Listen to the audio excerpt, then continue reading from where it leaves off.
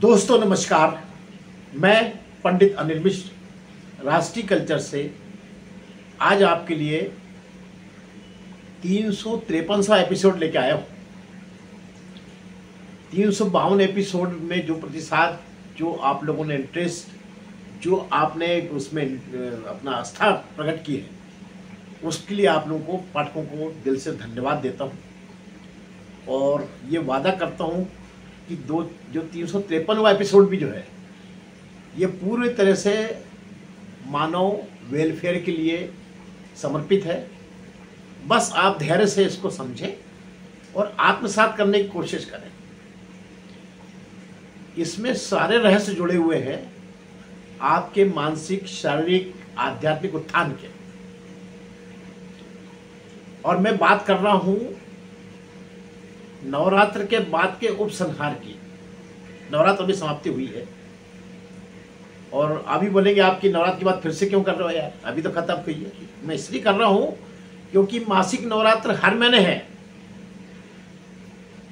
तो नवरात्र जो है ये कितना वैज्ञानिक त्योहार है, इसकी अभी आप कल्पना भी नहीं कर पा रहे हैं। और मेरा दावा है कि जिन लोगों ने भी पूरी आस्था के साथ नवरात्र का उपवास किया, उनको देवी ने बहुत बड़े बड़े वरदान दे दिए हैं, जो कि आपकी दिनचर्या में आपको कभी नहीं मिल सकते थे। और ये सब मैं आपको सिद्ध करके बताऊंगा भी।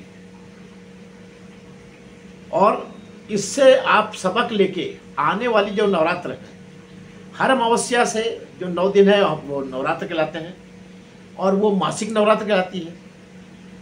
4 बड़ी नवरात्र होती हैं। 4 बड़ी नवरात्रा जो है, पहली जो है आपकी जो मार्च में आती है, फरवरी मार्च में आती है। इसके बाद आगे बढ़ते हो आप तो जून जुलाई में आती है। फिर और आगे बढ़ते हो आप तो इधर आप उसके बाद ज्येष्ठ के बाद हिंदी महीने में देखें तो चैत्र में पहली आती है, इसके बाद फिर मई में आती है, फिर उसका ज्येष्ठ में आती है। फिर जो बड़ी नवरात्र है, शारदीय नवरात्र जो कहलाती है, वो अक्टूबर नवंबर में आती है, जिसको अपन दशहरे से जोड़ के देखते हैं। तो ये जितनी भी नवरात्र हैं जो अमावस्या से शुरू होकर पूर्णिमा तक जाती हैं, ये सभी आपकी बायोलॉजिकल क्लॉक को सुधारने आती है। मैं आपको सब वैज्ञानिक पहले बता रहा हूँ। अगर आपने पिछले नवरात्र में अपना यानी ये जो आपकी बायोलॉजिकल क्लॉक को नहीं सुधारा है, तो अब सुधारो आने वाली नवरात्र में। आप बोलोगे ये बायोलॉजिकल क्लॉक क्या है भाई? बायोलॉजिकल क्लॉक ये है कि जो आपने हैबिट्स बना लिए, उस हैबिट्स को सुधारने के लिए हम वर्तमान में वैज्ञानिक युग में नेचुरोपैथी सेंटर जाते हैं, जहां सीटी बजा बजा के आपको 4 बजे उठाया जाता है। चलो उठाओ, दौड़ लगाओ, योगा करो, ये करो, वो करो। और ये हमारे ऋषि मुनियों ने आज से हजारों साल पहले से ये बना के रखा है। शाक्त ऋषि जो हमारे हैं, शाक्त ऋषि मतलब जो देवी के भक्त थे, उन्होंने ये सब चीज पहले से वैज्ञानिक ढंग से उसको सोच के ये त्यौहार बनाए हैं। और ये सभी त्यौहार पे आप गौर करना कि ये जो जैसे 2 बड़ी नवरात्र हैं, चैत्री नवरात्र और शारदीय नवरात्र। चैत्री नवरात्र चैत्र में चालू होती है, जो कि हमारे इंग्लिश मंथ के हिसाब से होली के बाद आती है। और जो शारदीय नवरात्र है वो हमारी दिवाली के पहले आती है, दशहरे के पहले। तो चैत्री नवरात्र में अपन ठंड से गर्मी की ओर बढ़ते हैं, और शारदीय नवरात्र में अपन जो है गर्मी से अब सर्दी की ओर बढ़ना चालू करते हैं। जैसे आपका दशहरा हुआ, उसका धीरे धीरे शने शने ठंड बढ़ती है। तो ये जो कारण जो है इसका, तो आपको मालूम है कि जो पृथ्वी जो है वो 23.7 टिल्ट है अपनी जगह से, एक्सिस से। इसके कारण ये त्योहार, ये सीजन आते हैं। और ये सीजन अपन सौभाग्यशाली हैं कि अपने इसमें यह सीजन शने शने परिवर्तित होकर 4 सीजनों में बदल जाते हैं, जिसमें हमने 4 नवरात्र रखी हुई है। और जगह और देशों में देखोगे तो कहाँ जब ठंड पड़ रही तो 8 महीने ठंड ही पड़ रही है। चेरापूंजी चले जाओ तो साला बरसात हो रही है, धूप ही नहीं निकल रही है। कोई ऐसा शहर है जहाँ रात्रि होती नहीं, सूरज निकले ही रहता है। तो ये हमारे लिए वरदान भी है कि हम बार बार हर सीजन को एंजॉय करते हैं, लेकिन हमारी बॉडी को उसके लिए इसको जो बायोलॉजिकल क्लॉक में बता रहा था कि हमारी बायोलॉजिकल क्लॉक जो है, यानी हमारी बॉडी का जो सिस्टम है, इम्यून सिस्टम, उसको बार बार एडजस्ट करना पड़ता है। और उसको एडजस्ट करने के लिए ये 4 नवरात्र के त्यौहार हमारे ऋषि मुनियों ने बनाए, जिसमें हम बॉडी को, हमारी जो पुरानी हैबिट्स जो ठंड की हो गई थी उसको गर्मी में सुधारने की कोशिश करते हैं, और गर्मी की जो हैबिट्स हो गई थी उसको ठंड में लेकर एडजस्ट करने की कोशिश करते हैं।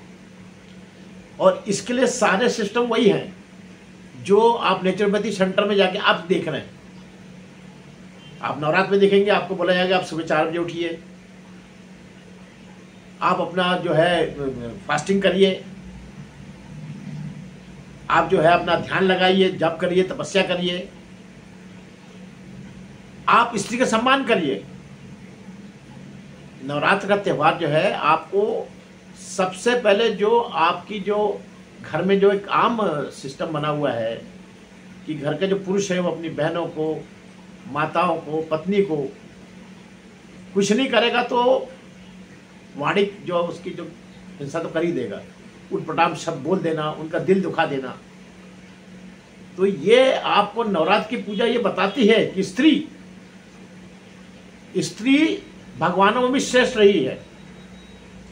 अगर शेष नहीं होती, शंकर जी के हाथ में एक जपमाला नहीं दिखती, विष्णु जी के हाथ में एक जपमाला नहीं दिखती, ब्रह्मा जी के हाथ में एक जपमाला नहीं दिखती, किसकी तपस्या कर रहे हैं?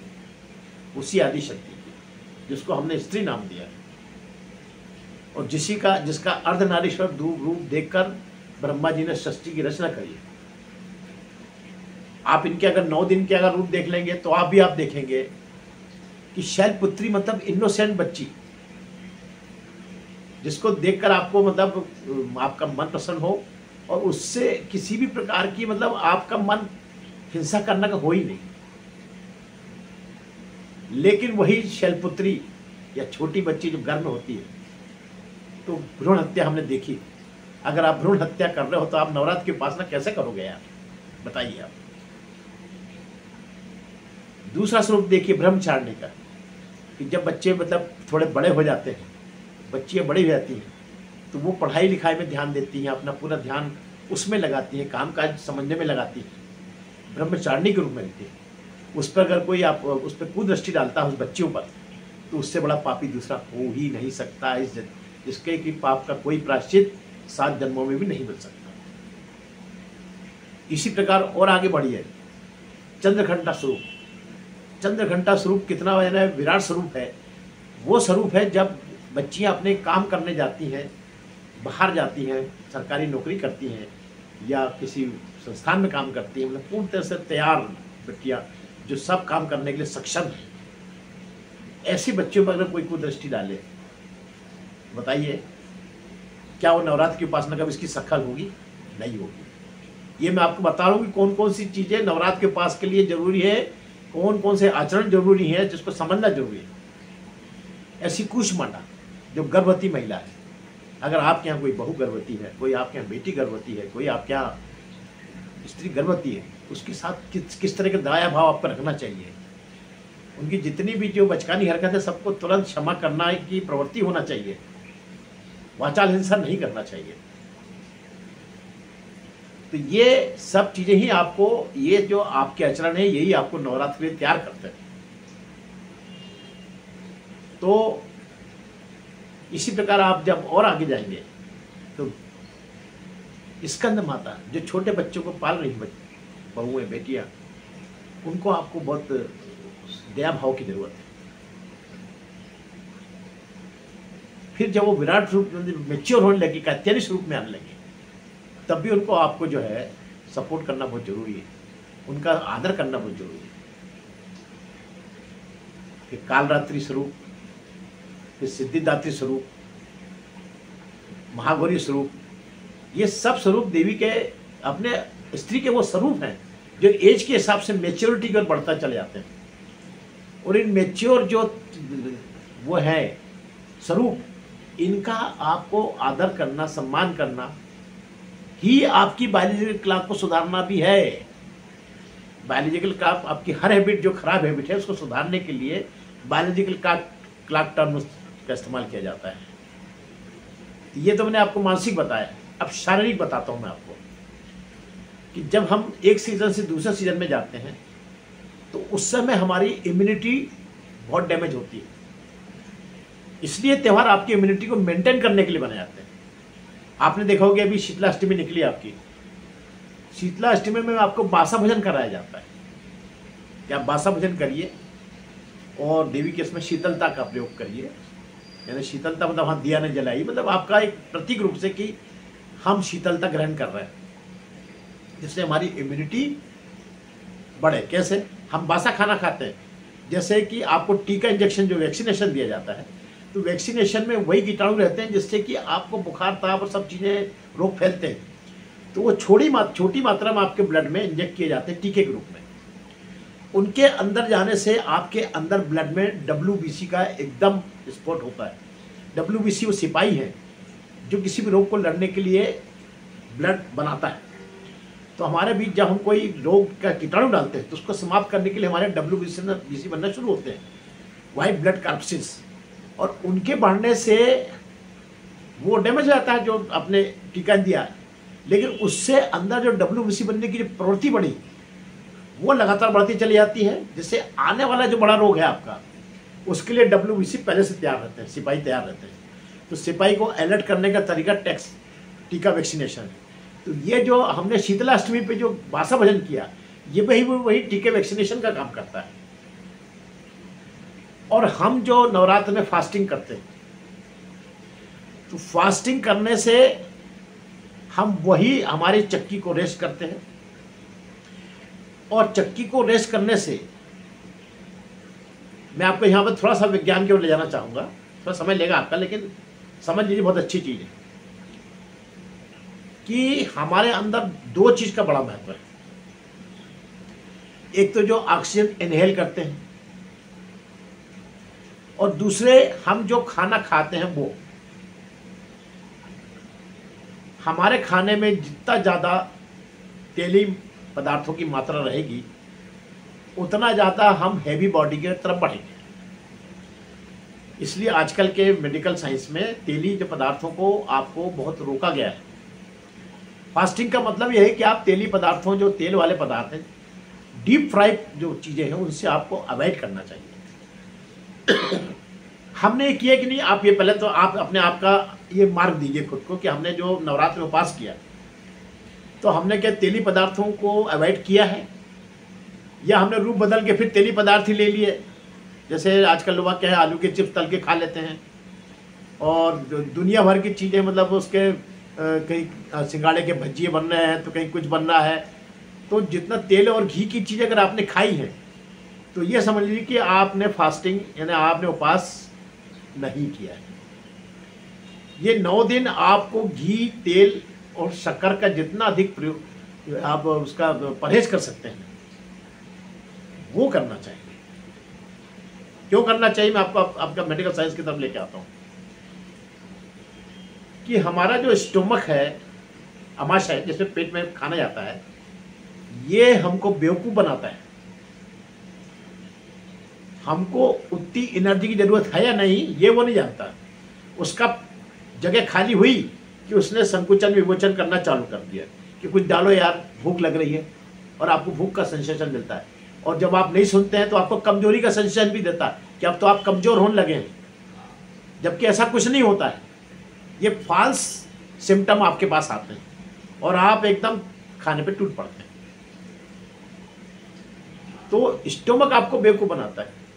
तो ये जो फास्टिंग जो है, आपको स्टोमक को बेवकूफ़ बनाने के लिए ये चांसेस बनते हैं कि आपको भूख लगी जोर से, तो आपने उसमें कुछ ऐसा भर दिया जिससे कि तेल ना निकले अंदर शरीर में, कोई फैट्स की चीज़ें ज़्यादा नहीं निकले, और वो संतुष्ट भी हो जाए। इसलिए आपको जो है, जो उपवास जो रहता है उसमें वो चीज़ें बोली जाती है जिससे कि आपको कोई यानी प्रोटीन कार्बोहाइड्रेट नहीं निकले, बॉडी में कंज्यूम ना हो, और सिर्फ उसका पेट भर जाए।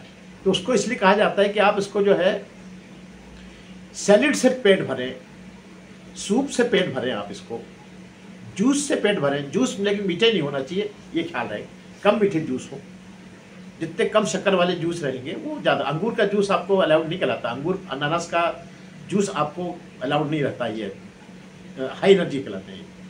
कम एनर्जी के जो आप अनार के लीजिए, आप केला थोड़ा बहुत ले सकते हैं अगर आप बहुत कमज़ोर हैं तो। अच्छा, पहले तो आप ये तय कर लें कि आपको खाना कौन सा आपके लिए, आप बोलोगे यार हम तो कमज़ोर हो जाएंगे इसमें, तो आप कमज़ोर होंगे कि नहीं इसका एक स्केल बता दे रहा हूँ आपको।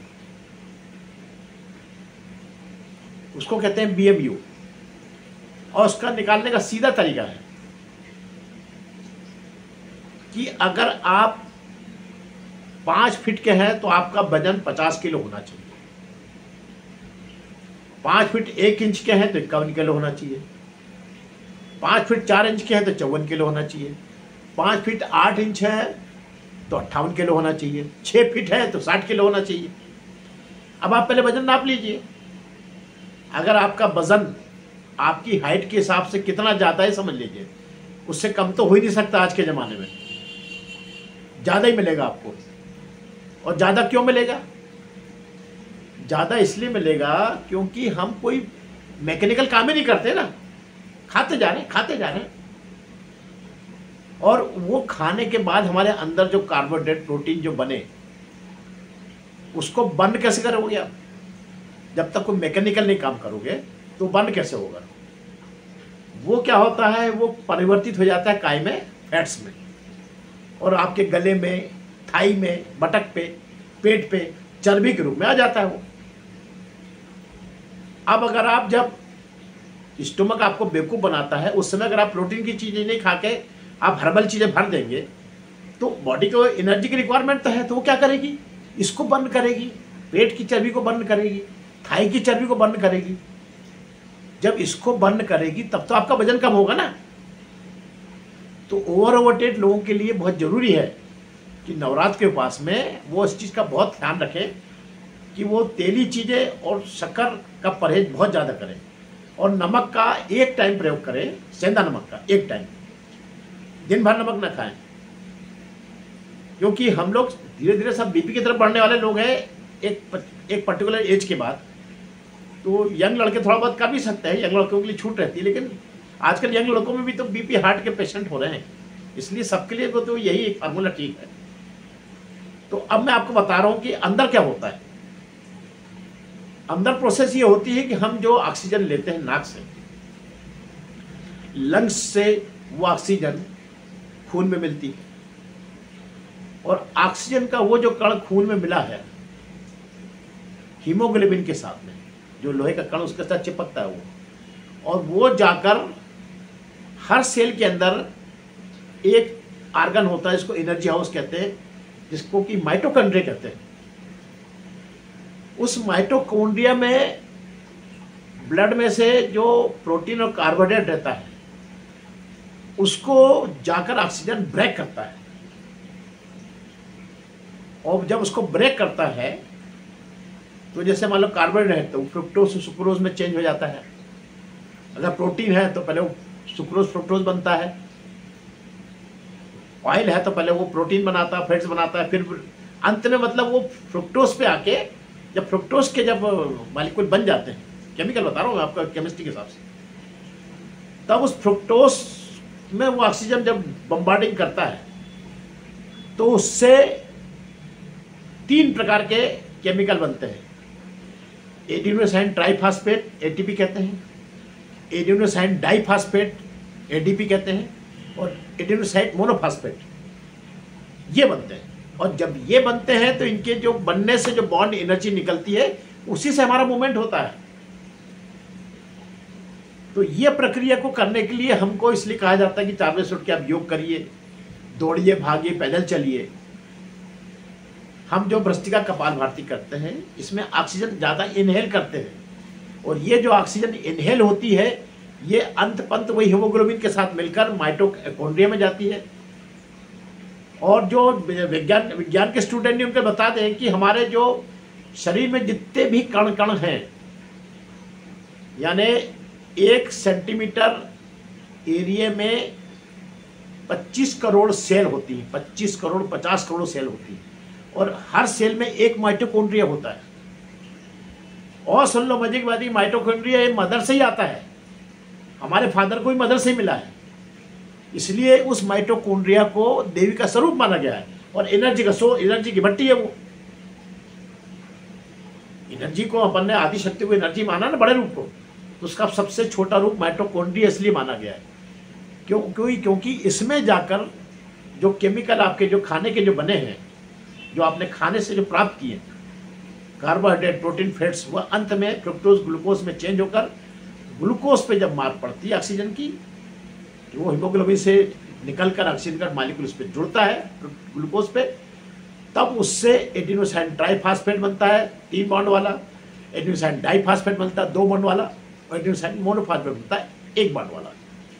और जब आप कोई मूवमेंट करते हैं, ये मूवमेंट किया तो एडिनोसाइन ट्राइफॉस्फेट जब टूटता है इससे और चेंज हो जाता है एडिनोसाइन डाइफॉस्फेट में, तो ट्राई से डाई में आने में 1 बॉन्ड टूटा, ये बॉन्ड जो है ये एनर्जी देता है। तो ये मैंने आपको काइनेटिक रूप बता दिया है, जो कि आपको कोई पंडित नहीं बताएगा, ये मैं बता रहा हूँ आपको। तो जो विज्ञान के स्टूडेंट समझ गए होंगे, जो विज्ञान के नहीं वो भी समझ लें कि बहुत ही वैज्ञानिक प्रक्रिया है आपका जो वजन घटाना। और उसको घटाने के लिए आपको बस यही करना पड़ेगा कि आपको मुंह पे ताला लगाना पड़ेगा। और ताला लगाने के लिए नवरात्र 4 बार आती हैं, और में 1 बार आती हैं कि अगर आप बहुत ज़्यादा कोलेस्ट्रॉल से परेशान हैं, बहुत ज़्यादा अगर आप बीपी से परेशान हैं, तो ये नेचुरोपैथी ट्राई करिए आप। दवाई खाने से इसका हल नहीं है, कुछ खाते रहिए जिंदगी भर दवाई, कुछ नहीं होगा उससे। दवाई आपके बीपी को बढ़ाने रोकने की कोशिश में सिर्फ इतना ही करती कि दीवार को चौड़ी करती, लचीली करती, बस आपकी जो ब्लड की वेसल्स है वो हार्ड हो गए, उनको ऐसा लचीला करती है। और जितने जो ऑपरेशन होते हैं वो इसको सिर्फ लचीलेपन को बढ़ाने, छोटा कम करने के लिए काम आते हैं। या फिर बाईपास बना देते हैं, भाई यहाँ से ज़्यादा हार्ड हो गई तो बाईपास बना दो। तो ये आप समझ लीजिए। तो आपको ये फास्टिंग जो है ईमानदारी से करना है, बेईमानी से करते हैं आप लोग। ज़्यादातर लोग उन्हें यार पूड़ी बना लो, सब संगाड़े की पूड़ी बना लो, उपास है तो। यानी तला हुआ चीज़ खाने में जो मज़ा है आता है सबको, वही आपके लिए नुकसानदायक है। ये कहावत ही है कि जीभ को जो कड़वा लगता है वो शरीर के लिए अच्छा होता है, और जीभ को जो मधुर लगता है वो शरीर के लिए खराब होता है। ये फार्मूला है ये। तो इसीलिए नीम खाने की सलाह दी जाती है, लेकिन नीम कोई खाता नहीं है। तो बता रहा हूँ मैं कि मतलब आपको अपने हैबिट्स पे जो है, अपनी जो बायोलॉजिकल क्लॉक आपने बिगाड़ ली है, बायोलॉजिकल क्लॉक को सुधारने के लिए ही नवरात्र आती है। इससे आपकी इम्यूनिटी बढ़ती है, रोग प्रतिरोधक क्षमता बढ़ती है। आप देखिए जरा सा सीजन बदला कि डॉक्टरों की भीड़ लग जाती है, सर्दी खांसी वालों की, बुखार वालों की। कारण ये है कि आप अपना बिहेवियर जो है कंट्रोल नहीं करते हैं। इसको आपको इसलिए संतों ने मासिक नवरात्र तक का विधान बताया है कि आप इसमें कम से कम अपना बिहेवियर तो सुधार के रखो यार, मत करो ज़्यादा। बाकी तो देवी सब कर देगी, आपका आशीर्वाद सब दे देगी वो। आप इतना तो करो जिससे आपकी इम्यूनिटी बढ़े, आपका शरीर स्वस्थ रहेगा तो आप 10 उपासना कर लेंगे। अब अगर शुगर और सब चीज़ें होगी तो आप काय की उपासना करेंगे? आप तो सेडेटिव लेके सो रहे हो आप, और मौत का इंतजार कर रहे हो कब आएगी आप। ये जिंदगी नहीं है। तो इसीलिए सारा रोग का जो जड़ है आपका स्टोमक से है। स्टोमक आपके कंट्रोल में रहे, इसलिए आप जो है समझ लें कि स्टोमक बेवकूफ़ बनाता है, इस बात को समझ लीजिए अच्छे से। और अपने मुंह पे कंट्रोल करने के लिए आप ये सब चीज़ें करिए। और अगर आपको जब ज़्यादा कमजोरी लगे तो आप अच्छी संतरे का जूस लीजिए। आपको लगता है ऐसा तो, लेकिन ऐसे फाल सही है, फाल सिम्टम आते हैं आपके। अगर बॉडी का वेट आपके हाइट के हिसाब से बहुत ज़्यादा है तो समझ लीजिए कि आपको कोई कमजोरी नहीं आना है, कोई आपको विटामिन की ज़रूरत नहीं, कोई आपको फैट्स की ज़रूरत नहीं है, बल्कि इनको जलाने की ज़रूरत है। जब जलेंगे तो आपका वजन कम होगा, और जलेंगे तभी जब आप मुँह पे ताला लगाएंगे। यहाँ पे आपका ताला लगेगा तो अंदर जो फैट्स लटके हैं ये जलेंगे। बॉडी की रिक्वायरमेंट होगी तो अंदर से खींच लेगी, जलाएगी तो आपको वजन कम होगा। तो फास्टिंग आपके वजन कम करने के लिए, इम्यूनिटी बढ़ाने के लिए, रोग प्रतिरोधक क्षमता जो इसको कहते हैं वो बढ़ाने के लिए ज़रूरी है कि फास्टिंग हो। आप सुबह जल्दी उठें। आप रोज़ 9 बजे उठ रहे हैं, अगर 8 बजे 9 उठ रहे हैं, सन राइज होने के बाद उठ रहे हैं, तो ये जो आपका रूटीन जो है उसको सुधारने के लिए 4 बार नवरात्र आई है। कि चलो भाई ठीक है, आप किसी कारण से आपके हैबिट बिगड़ गई है तो सुधार लो आप यहाँ पर। और कोई काम नहीं रहता, ये सब गलत बात है। रात के 10 बजे के बाद किसी को कोई काम नहीं रहता। 90% लोग सिर्फ टीवी घुमाते रहते हैं, रिमोट घुमाते रहते हैं, कहीं इस चैनल कभी उस चैनल, नींद आती नहीं, बैठे हैं। तो उससे बेहतर यह है कि आप एक बार अपनी बायोलॉजिकल क्लॉक को सुधारिए। ये भी बायोलॉजिकल क्लॉक में आता है, जल्दी सोना और जल्दी उठना। और सुबह उठ के आप बढ़िया घूम के देखिए बाहर, क्या मजा आता है। या आप बहुत से काम ऐसे जो सुबह करने वाले हैं, आप राइटिंग वर्क करके देखिए क्या मजा आता है आपको। मैं आपको जो जितनी चीज़ें सुनाता हूँ सब सुबह मॉर्निंग मेरी हैबिट में है। मैं 2:45 बजे उठता हूँ, तो मेरे 2 घंटे 1 घंटा जाप कराता है, 1 घंटे में अपना राइटिंग वर्क करता हूँ। ये सब चीज़ें जो सोच सोच के आपको मैं पेश करता हूँ, ये आपको ये सब तैयार करके इसी से देता हूँ मैं। तो ये वैज्ञानिक पहलू आप समझ लीजिए नवरात्र के। और अगर अभी तक आपने फॉलो नहीं किए हैं तो हर मासिक नवरात्र से अगले कोई बात नहीं, जब जागे तब सवेरा इसको इस्तेमाल करके देखिए। तो वजन नापिए अपना पहला नवरात्र के पहले, और वजन नवरात्र के बाद फिर नापिए। अगर आप ध्यान से अगर तरीके से फास्टिंग करेंगे, उपास करेंगे, अपने आप को बिगड़ धोखा दिए अगर उपास करेंगे तो आपका वजन कम होगा।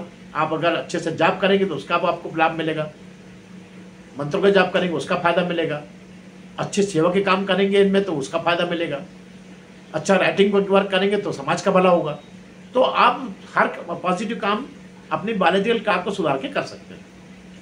नहीं तो रात में वही जैसा आप हम 90% लोग ये करने के बाद रिमोट घुमाते रहते हैं और कुछ नहीं तो फालतू ही चीज़ें देखते रहते हैं, जिसमें टाइम खराब ही होता है। फायदा दूसरे लोग उठा रहे हैं, सट्टे जुए वाले, IPL और फलाना पकड़, इसमें सब रात में जग के अपने समय खराब कर रहे हैं। जीतने हारने वाले घोड़े टाइप का देश के घोड़े से काम कर रहे हैं कि वो सटोरियों को जिता रहे हैं। ये सब चीज़ें, इससे आपका कोई मानसिक उत्थान नहीं हो रहा है, ना कोई आपका मनोरंजन हो रहा है। ये करके देखिए आपका कितना मनोरंजन होता है। आप देखिए जब आपकी बॉडी अच्छी रहती है तो अंदर से संगीत उठता है आपका। तो उसके लिए आपका इम्यूनिटी बढ़ाना, फास्टिंग करना, जल्दी उठना, जल्दी सोना, ये सब रूटीन आपके लिए बहुत ज़रूरी है। और उसमें वाटर थेरेपी करिए आप उपवास में, खूब ज़्यादा पानी पीजिए, गर्म पानी पीजिए, जिससे कि आपका मतलब वो। इसी प्रकार नवरात्र में एक विधान ऋषियों ने और बनाया था पहले, उसमें आम के पत्ते को चुड़ाकर उसका रस पीना, जाम के पत्ते का रस चुड़ाकर उसको पीना। ये पेट के डाइजेशन और उसके कॉन्स्टिपेशन, फिस्टुला सबके लिए बहुत बढ़िया है। और अभी ये जो नया जो रोग चला है इन्फेक्शन वाला, वायरस और बैक्टीरिया इन्फेक्शन वाले जो रोग चले हैं, डेंगू से लेकर जितने प्रकार के रोग हैं, अगर पपीते का रस, पत्ते का रस अगर पिया जाए, पपीते के पत्ते काट के उसका रस पिया जाए, तो इससे शरीर के अंदर काउंट्स की संख्या हजारों में पहुंच जाती है। जो कि डेंगू में सबसे पहले काउंट्स कम होते हैं, ब्लड में काउंट्स कम हो जाते हैं, तो ये इससे काउंट्स बढ़ते हैं। तो ये सब थेरेपी अगर आप नवरात्र में कर लें तो आपकी बॉडी अंदर से वैसी मस्त रहेगी, फर्स्ट क्लास है, काउंट्स बढ़िया है, आपकी हीमोग्लोबिन बढ़िया है। आपको किसी प्रकार के गैसेस की बीमारी है तो जाम के पत्ते का रस पीना पेट के शरीर के लिए बहुत ही अच्छा है। जाम का जब पत्ते का रस जो है वो आपके आंतों के सारे जख्म ठीक करता है, फिस्टुला तक ठीक करता है। अगर किसी को मान लो फिस्टुला है तो जो जाम का पत्ता है उसको गर्म करके आपके जो गुदा में लगाने का विधान है, उसमें तेल अपने घी लगा के गर्म करके उसके पोस्टिस लगाइए, तो उससे आपका मतलब वो सारे जख्म ठीक हो जाते हैं। तो इस प्रकार से ऋषि मुनियों ने जो नवरात्र के उपास बनाया है ये पूर्णतः वैज्ञानिक उपास है। इसलिए इसको सिर्फ 2 नवरात्र तक सीमित मत करिए आप, पहले इसको 4 नवरात्र तक करिए, जिसमें 2 गुप्त नवरात्र और 2 मैंने बताया शारदीय चैत्री, और 2 जो होती है गुप्त नवरात्र होती है, एक बरसात के समय आती है मई के आसपास, और एक आषाढ़ के आसपास मतलब और थोड़ा सा आगे आती है। ये गुप्त नवरात्र ये भी 4 करिए, और मासिक नवरात्र करिए ना, अगर आपका शरीर स्वस्थ रखना है। भले आप फास्टिंग मत करिए, फास्टिंग की उतनी जरूरत नहीं है, बस आप सिर्फ अगर 3 चीज़ का भी अगर उपवास कर लिया आपने, कि आप जो है सिर्फ संकल्प ले लें कि हम ये 9 दिन केवल नमक का परहेज करते हैं, 1 टाइम नमक खाएंगे और शक्कर मिनिमम कर देंगे। अगर आप 2 चम्मच चाय में पीते तो 1 चम्मच पीजिए, रसगुल्ला अगर लेते हैं तो निचोड़ कर खाइए, बहुत सी ऐसी चीज़ें जो कर सकते हैं अपन, जो अननेसरी, जैसे अब रस पी रहे हैं, यानी साला जो रसगुल्ला खा रहे हैं, रसगुल्ला तो जरा सा है, तो रस पी रहे हैं। गुलाब जामुन तो इतनी सी, उसके साथ में गुलाब जामुन का गरम गरम जब सूप मजा आ रहा पीने। शक्कर को अवॉइड करिए और नमक को जितना कम कर सकते हैं करिए। हर्बल को बढ़ाइए, इतना तो करिए। ज़्यादा अगर नहीं भी करते, बहुत उपवास से अगर आपको नहीं आता है, उपवास करने में तो मज़ा नहीं आता, तो ठीक है, ना करिए। हर्बल तो बढ़ाइए, आप सैलेड बढ़ाइए। ये तो आप नवरात्र में के नाम पे कर दीजिए कि चलिए हम 9 दिन जो है सलाद बढ़ा रहे हैं, हम दोनों टाइम सलाद खाएंगे, 4 टाइम सलाद खाएंगे, रोटी जो है 4 खाते हैं 2 खाएंगे, इतने में उपवास हो गया आपको। फास्टिंग मतलब का मतलब यही थोड़ी कि आपको बिल्कुल निकंठ रहना है। निर्जल रहने वाले तो जमाने वो तो बहुत ही अच्छे थे, लेकिन वो नहीं कर सकते, इतना ही करिए आप। तो इस प्रकार के संदेश छुपे हैं नवरात्र में, इसको गंभीरता से लीजिए। नवरात्र केवल देवी की उपासना नहीं है, आपके शरीर की उपासना है। आपके शरीर के अंदर जो है, ये इसको नाक को जो माना गया है, ये नंदी माना गया है नाक को, और आपके शिव जी यहाँ बैठे हैं, नंदी हमेशा सामने बैठते हैं।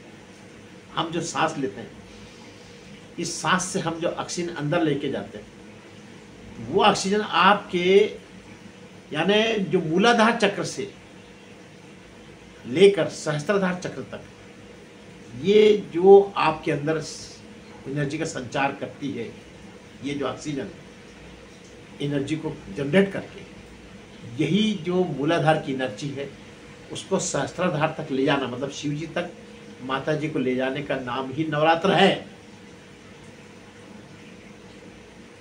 इसको आप समझ लेंगे अगर आप, तो आपको समझ आ जाए कि सारा खेल जो है आपके शरीर को स्वस्थ रखने का है। और देवी और शिव दोनों आपके अंदर बॉडी में है। अगर आप स्वस्थ हैं तो ये मिलेंगे आपस में, अस्वस्थ हैं तो हर चीज़ अलग अलग है। तो इस वैज्ञानिक तथ्य को समझकर उपासना जरूर करिए, वैज्ञानिक उपासना करिए। और ये संदेश जो मैंने आपको दिया है, इसको गंभीरता से मनन करिए और दूसरों को मनन कराने के लिए अपने सारे व्हाट्सएप ग्रुप में जरूर डालिए। और ये मैसेज डाल के डालिए कि आप भी अपने व्हाट्सएप ग्रुप में डालिए, जिससे 1 से 1000, 1000 से 10,000 लोगों तक ये चीज़ पहुँचे और लोग इसका फ़ायदा उठाएं। अपना उद्देश्य सिर्फ लोगों को ज़्यादा से ज़्यादा लोगों को फ़ायदा देना है। इसमें आपकी एक आहुति इतनी बहुत है कि आप इसको लाइक शेयर करें, कमेंट्स डाल के। अगर आपको कोई समस्या हो तो पूछे, अगर कुछ चीज़ समझ नहीं आए तो पूछ सकते हैं आप। अगर आपको लिखने में संकोच आता है तो मोबाइल नंबर से पूछ लें, जो मेरे को ज्ञान जितना है तो मैं आपको बताऊंगा, नहीं होगा तो किसी से और पूछ के बताऊंगा आपको, लेकिन आपकी शंका का समाधान जरूर करूंगा।